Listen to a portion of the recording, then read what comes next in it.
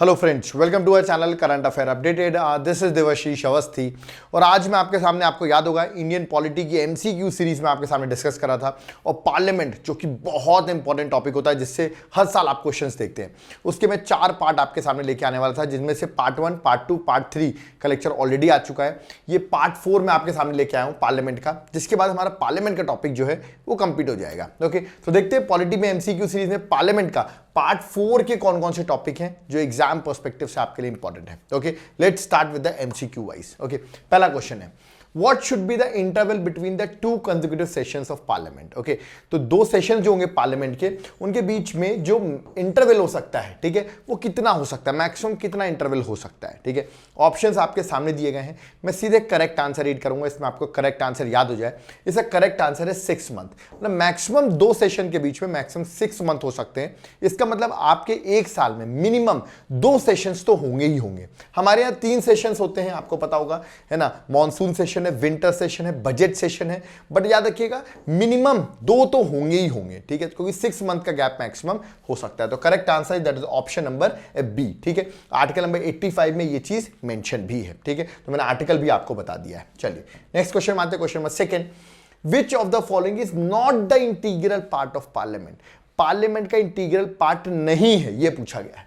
अगर आपने article number 79 पढ़ा होगा तो आप शायद इस आंसर को बता सकते हैं, क्योंकि parliament consist of Lok Sabha, Rajya Sabha and president. Article 79 में लिखा है। तो जो नहीं होगा, प्रेसिडेंट तो है, लोकसभा भी है, राज्यसभा भी है, vice president is not the part of parliament. तो आर्टिकल नंबर 79 में ये चीज लिखी हुई है, तो correct answer that is option number B. Okay, next question में आते हैं, क्वेश्चन नंबर 3।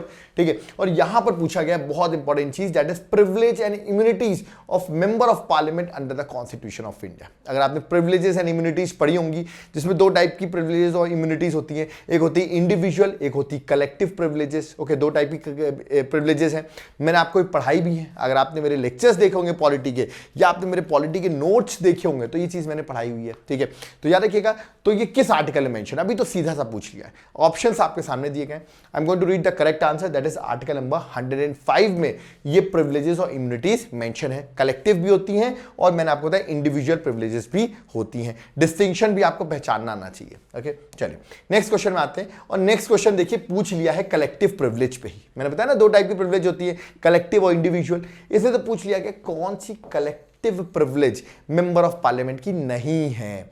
ठीक है, जब इंडिविजुअल प्रिविलेज आप पढ़ोगे तो 3 प्रिविलेज आपको दिखेंगे इंडिविजुअल में। ठीक है, इनमें से कोई एक इंडिविजुअल लिखी होगी, इसका मतलब, क्योंकि पहला पढ़ते हैं freedom of debate and proceedings, ये बिल्कुल ये कलेक्टिव प्रिविलेज है। ओके, प्रिविलेजेस क्या होती हैं इसके बारे में यार देखो, लेक्चर तो देखना पड़ेगा, क्योंकि अभी मैं यहाँ पे प्रिविलेज डिस्कस करने लग जाऊंगा तो ये लेक्चर कितना लंबा हो जाएगा। ओके, तो ये उसके लिए आपको मेरे पॉलिटिकल लेक्चर्स देखने पड़ेंगे। ओके, तो freedom of debates and proceedings बिल्कुल ये कलेक्टिव प्रिविलेज है।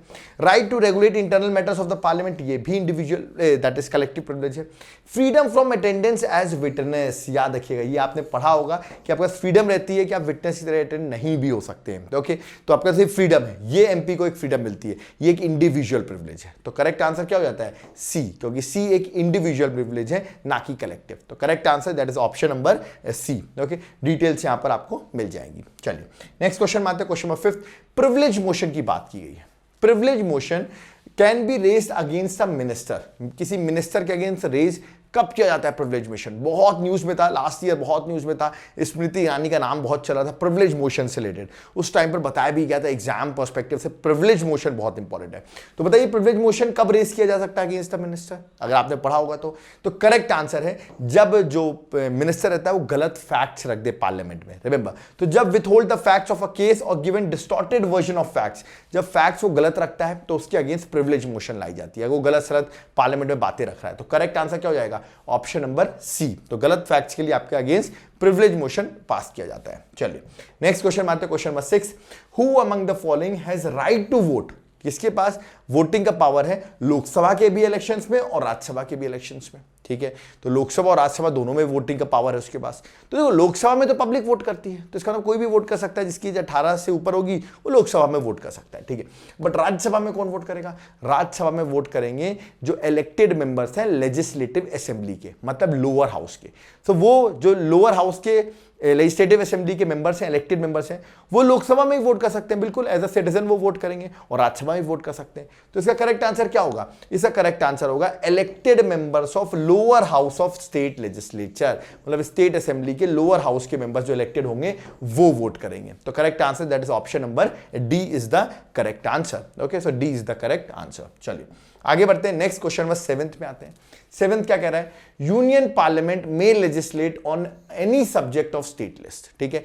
स्टेट लिस्ट पे यूनियन पार्लियामेंट किसी भी सब्जेक्ट पर क्या कर सकता है? पार्लियामेंट क्या कर सकता है? स्टेट लिस्ट पर भी कानून बना सकता है। किस केसेस में? तो ये मैंने पढ़ाए हुए, किस केसेस में यूनियन पार्लियामेंट स्टेट लिस्ट पे भी लेजिस्लेट मतलब लॉ बना सकता है, लेजिस्लेट कर सकता है स्टेट लिस्ट पे? इंटरनेशनल एग्रीमेंट को इंप्लीमेंट करने के लिए, बिल्कुल सही है। अगर आपने मेरे लेक्चर्स देखे होंगे ना तो बता पा रहोगे। स्टेट से कंसेंट लेने के बाद, ये भी सही है। जब इमरजेंसी प्रोक्लेम हो तब भी सही है। नेशनल इंटरेस्ट में अगर राज्यसभा ने 2/3 मेजॉरिटी से रेजोल्यूशन पास कर दिया हो तो भी सही है। तो मतलब सारे ही सही हैं बिल्कुल। तो करेक्ट आंसर डी है, ऑल ऑफ द अबव। ये क्वेश्चन बहुत पूछा जाता है एग्जाम में, फेमस क्वेश्चन रहा है, ठीक है। इसकी डिटेल्स अगर आप चाहो तो पढ़ सकते हो। वैसे मैंने सब पढ़ाया हुआ है अपने पॉलिटी के लेक्चर्स में, जो मेरे एप्लीकेशन में अवेलेबल है, लिंक डिस्क्रिप्शन बॉक्स में मेंशन है। ऐप डाउनलोड करो, वहां पर सब चीजें मिल जाएंगी। ओके, चलिए नेक्स्ट क्वेश्चन नंबर 8 में आते हैं। The parliament can make a law for the whole or any part of India, ठीक है। ये तो पूरे देश में, याद रखिएगा, whole, parliament can make a law for the whole or any part of India, ठीक है। इंप्लीमेंटिंग इंटरनेशनल ट्रीटीज, अगर इंटरनेशनल ट्रीटीज को इंप्लीमेंट करना हो तो पार्लियामेंट लॉ बना सकता है। तो उसके लिए क्या उसको सारे स्टेट से पूछना पड़ेगा, कंसेंट लेना पड़ेगा, कि कंसेंट उसे मेजॉरिटी ऑफ द स्टेट से लेना पड़ेगा, या तो with the consent of the states consent, मतलब या तो जिस स्टेट में अप्लाई करा होगा उस स्टेट से पूछना पड़ेगा, या बिना कंसेंट के बना सकता है। तो बिल्कुल इंटरनेशनल एग्रीमेंट में उसको किसी भी स्टेट से पूछने की जरूरत नहीं है। तो करेक्ट आंसर क्या हो जाता है? Option number D, without the consent of any state, ठीक है। और ये आर्टिकल नंबर किस में दिया हुआ? आर्टिकल नंबर 253 में। This is very very important article, star लगा लो इस आर्टिकल में, article number 253। Okay, next question में आते हैं 9th में। Who can legislate on the subjects which are not included in any of the list of the subject given in the constitution, ठीक है।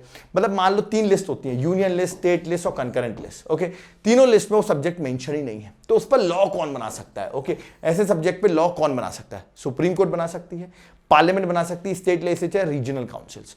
यार देखिए, ऐसी लिस्ट जो तीनों में मेंशन है उसे कहते हैं हम रेसिडुअरी पावर्स। क्या कहते हैं? Residuary powers. और इस पर कानून कौन बना सकता है? दैट इज पावर किसको दिया गया है? पार्लियामेंट को। तो करेक्ट आंसर है that is option number B, parliament. Okay, चलिए आगे बढ़ते हो। ये किस आर्टिकल में लिखा हो? देखिए आर्टिकल लिखा है, आर्टिकल में 248 में ये बात लिखी हुई है कि तीनों लिस्ट में अगर वो सब्जेक्ट मेंशन नहीं है, रेसिडुअरी पावर है, तो आर्टिकल 248 के अंदर पार्लियामेंट ये लॉ बना सकती है। तो करेक्ट आंसर मैंने आपको बता दिया है।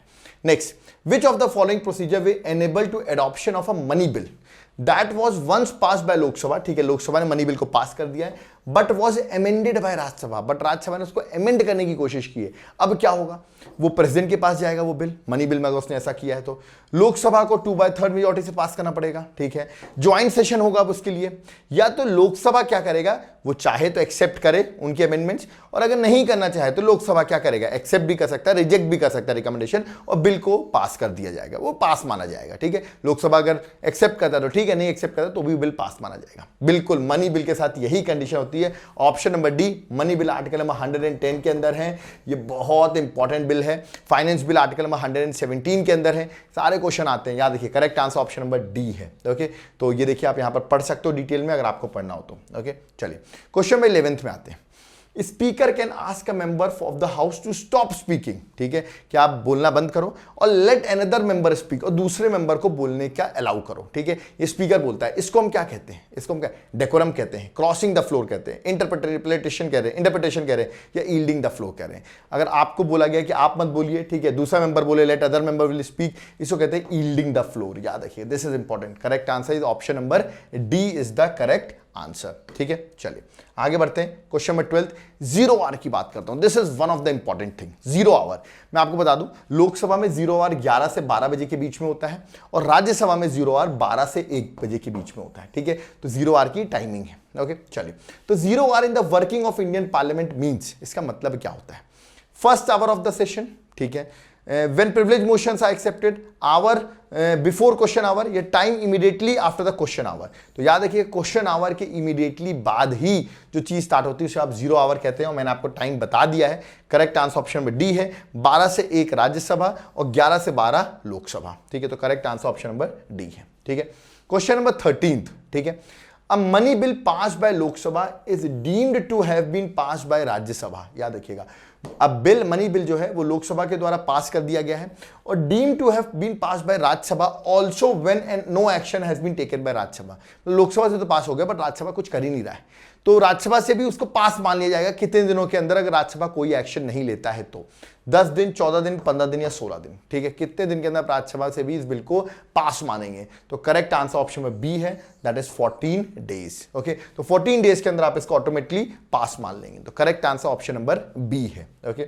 चलिए नेक्स्ट क्वेश्चन है, question number 14, when a bill is referred to a joint sitting of both of the houses of the parliament। ठीक है, अगर कोई बिल है जिसको ज्वाइंट सिटिंग के लिए अंदर रख दिया गया, ज्वाइंट सिटिंग मतलब आर्टिकल नंबर 108, जिसको नहीं पता, ज्वाइंट सिटिंग बहुत इंपॉर्टेंट है। ज्वाइंट सिटिंग प्रेसिडेंट बुलाता है, इसको प्रिसाइड करता है कौन? स्पीकर करता है। स्पीकर नहीं है तो डिप्टी स्पीकर करता है, डिप्टी स्पीकर नहीं है तो डिप्टी चेयरमैन ऑफ राज्यसभा करता है, और डिप्टी चेयरमैन ऑफ राज्यसभा भी नहीं है तो उन्हीं में से जो भी मेंबर रहते हैं उनमें से किसी को डिसाइड कर लेते हैं और वो प्रिसाइड करता है। But chairman of Rajya Sabha never presides the joint sitting of the house, ये याद रखना है, ये मैंने ऑलरेडी पढ़ाई हुई है, बहुत इंपॉर्टेंट क्वेश्चन है।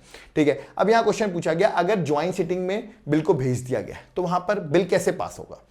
वहां पर देखिए, लोकसभा राज्यसभा के एक साथ मेंबर बैठेंगे और सिंपल मेजॉरिटी से, याद रखिएगा, बिल को पास कर दिया जाएगा। तो correct answer option number A है, सिंपल मेजॉरिटी जो भी रहेगा टोटल करने के बाद उससे बिल को पास किया जाएगा। मतलब simple majority means present and voting का सिंपल मेजॉरिटी। ठीक है, that is half, 50% of present and voting. Okay, next question number 15, joint sitting के रिगार्डिंग अगेन स्टेटमेंट है, 3 स्टेटमेंट, 4 स्टेटमेंट दिए गए हैं और आपसे करेक्ट आंसर पूछा गया है कि ज्वाइंट सिटिंग कब बुलाई जाती है?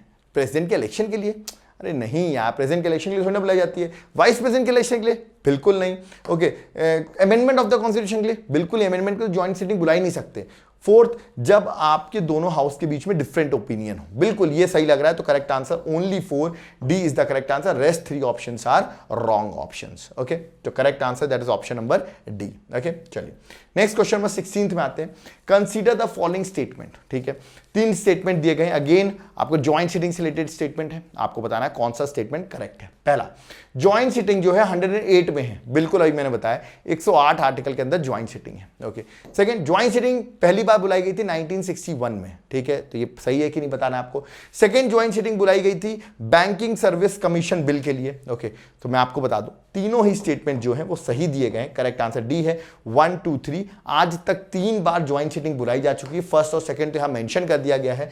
थर्ड में आपको बता देता हूं, याद रखिएगा, that is anti terrorism bill, याद रखिएगा, पोटा के लिए बुलाई गई थी ज्वाइंट सिटिंग 2002 में, और 2 बार तो मैंने आपको बता ही दिया। तो तीनों स्टेटमेंट यहां पर करेक्ट है, 3 बार आज तक ज्वाइंट सिटिंग बुलाई गई है। ओके, 17th क्वेश्चन, अगर डेडलॉक आ जाता है लोकसभा और राज्यसभा के बीच में, ठीक है, और आपने ज्वाइंट सिटिंग बुलाई है पार्लियामेंट की, तो वहां पर कौन से बिल पास हो सकते हैं? ठीक है, ordinary bill, money bill, constitutional amendment bill. देखिए, पहली बात तो डेडलॉक आ गया है, कॉन्स्टिट्यूशनल अमेंडमेंट बिल के लिए ज्वाइंट सिटिंग बुलाई ही नहीं जाती है, तो कट करो इसको, 3 कट कर देते हैं, 3 कट कर देते हैं, सीधे आंसर ले लो, option number A only 1। Money bill के लिए भी ज्वाइंट सिटिंग नहीं बुलाई जाती है क्योंकि बिल रुकता ही नहीं है, ऑटोमेटिकली पास हो रहा है मनी बिल में। तो करेक्ट आंसर, ऑर्डिनरी लेजिस्लेशन के टाइम पर ही ज्वाइंट सिटिंग बुलाई जाती है, तो correct answer that is only 1। Okay, चलिए नेक्स्ट क्वेश्चन में आते हैं, क्वेश्चन नंबर 18। क्वेश्चन नंबर 18 पूछा गया है, ज्वाइंट सिटिंग जब बुलाता है प्रेसिडेंट, मैंने आपको बताया प्रेसिडेंट बुलाता है, तो लिखा है विच of the following expression is appropriate regarding the message of call of joint sitting of both the house under article 108 of the constitution of India. मतलब प्रेसिडेंट जब बुलाता है तो प्रेसिडेंट की क्या इंटेंशन रहती है, या उसका डायरेक्शन रहता है, उसका विजडम रहता है, या उसका कंसेंट रहता है। ठीक है, तो याद रखिएगा, ये आप अगर आर्टिकल नंबर 108 पढ़ेंगे तो वहां पे वर्ड लिखा हुआ है इंटेंशन ऑफ प्रेसिडेंट। प्रेसिडेंट की इंटेंशन जब रहती है तब ज्वाइंट सिटिंग बुलाई जाती है। तो article number, correct answer option number A है, that is intention of president. ये लोग ज्यादातर गलत करते हैं, इसलिए मैंने आपको बता दिया है। Okay, question number 19, what will happen if president summon joint session, president ने ज्वाइंट सीटिंग बुलाई, ओके, और क्या हुआ, लोकसभा डिसॉल्व हो गई, तो अब क्या होगा भाई, ज्वाइंट सीटिंग आपने बुला ली और लोकसभा तो डिसॉल्व हो गई, देन व्हाट विल हैपन, मैंने सब पढ़ाया हुआ है, याद रखिएगा क्या होगा अगर ऐसा होता है, still joint session will be held in scheduled time, joint session cancel नहीं होगा, याद रखिएगा, it will be held at scheduled time. तो correct answer that is option number A is the correct answer. तो प्रेसिडेंट ने joint sitting बुला ली, Lok Sabha dissolve भी हो गया, स्टिल ज्वाइंट सीटिंग होगी, ठीक है, ये आपको याद रखना है। क्वेश्चन नंबर 20 में आते हैं, इसमें पूछा गया कौन सा स्टेटमेंट करेक्ट है, ठीक है, पहला स्टेटमेंट देखते हैं, private member bill, this is important, पहले आपको ये पता होना चाहिए प्राइवेट मेंबर बिल होता क्या है। Private member bill is a bill presented by member of parliament who is not elected but only nominated by president of India. क्या ये स्टेटमेंट सही है? प्राइवेट मेंबर बिल का मतलब होता है, याद रखिएगा, जो भी मिनिस्टर है उसको छोड़ के कोई भी बिल रखे उसे कहते हैं प्राइवेट मेंबर बिल। ऐसा कुछ नहीं है कि भाई वो नॉमिनेटेड होना चाहिए, ऐसा कुछ नहीं है, मिनिस्टर को छोड़ के कोई भी बिल रखे उसे कहते हैं प्राइवेट मेंबर बिल, और आज तक कोई भी प्राइवेट मेंबर बिल पास नहीं हुआ है। सेकंड क्या लिखा है, private member bill has been pass in parliament of India for the first time in the history, अभी रिसेंटली ऐसा हुआ है, ये लिखा हुआ है, ऐसा बिल्कुल नहीं है, ओके। तो सेकंड स्टेटमेंट रॉन्ग है, फर्स्ट भी रॉन्ग है, तो D neither one nor two, ठीक है, तो ऐसा नहीं है कि recently private member bill pass किया गया, तो correct answer option number D है। चलिए क्वेश्चन 21, इसमें भी दो स्टेटमेंट दिए गए, पूछा गया कौन सा स्टेटमेंट सही है, चलिए पढ़ते हैं। अब bill pending in Lok Sabha, Lok Sabha में एक बिल पेंडिंग है ना, लैप्सेस ऑन इस प्रोरोगेशन, अगर लोकसभा प्रोरोगेट होती है, प्रोरोगेट मतलब जो उनका सेशन चल रहा है उसको खत्म किया जाता है, ओके, तो जो बिल होगा वो लैप्स हो जाएगा, ऐसा कहीं भी नहीं है, पहली बात प्रोरोगेशन में बिल लैप्स होता ही नहीं है, ओके, तो पहला स्टेटमेंट तो सीधा ही रॉन्ग है, प्रोरोगेशन में बिल लैप्स नहीं होता, मैंने पढ़ाई हुई है कंडीशन किन केसेस में बिल को लैप्स किया जाता है, ओके। सेकंड पढ़ते हैं, अब बिल पेंडिंग इन राज्यसभा, ठीक है, which has not been passed by Lok Sabha, Lok Sabha में पास नहीं हुआ है, राज्यसभा में पेंडिंग है, shall not lapse on the resolution of Lok Sabha, ठीक है, वो लैप्स नहीं होगा on the resolution of Lok Sabha, remember, बिल्कुल सही है, अगर राज्यसभा में पड़ा हुआ है और लोकसभा में पास नहीं हुआ है, अभी राज्यसभा में ही पड़ा हुआ है और लोकसभा डिसॉल्व हो जाती है, तो बिल लैप्स नहीं होगा, तो correct answer is that is option number B, two only, ठीक है, तो याद रखना है correct answer is that is what, two only, B is the correct answer, okay. चलिए क्वेश्चन नंबर 22 में आते हैं, Who has the right to issue money from Consolidated Fund of India? Consolidated Fund of India आपने पढ़ा होगा article number 266 के अंदर, ठीक है, कौन इशू करता है Consolidated Fund of India के अंदर फंड्स, पता होना चाहिए आपको, that is parliament of India, parliament of India is authorise, option ये तो है नहीं, ये भी नहीं है, अरे ये भी नहीं है, तो none of the above, parliament of India is authorise under article 266, याद रखिएगा, कंसोलिडेटेड फंड ऑफ इंडिया, तो करेक्ट आंसर क्या हो जाएगा, option number D, parliament of India होना चाहिए, ऑप्शन ही नहीं था, ओके।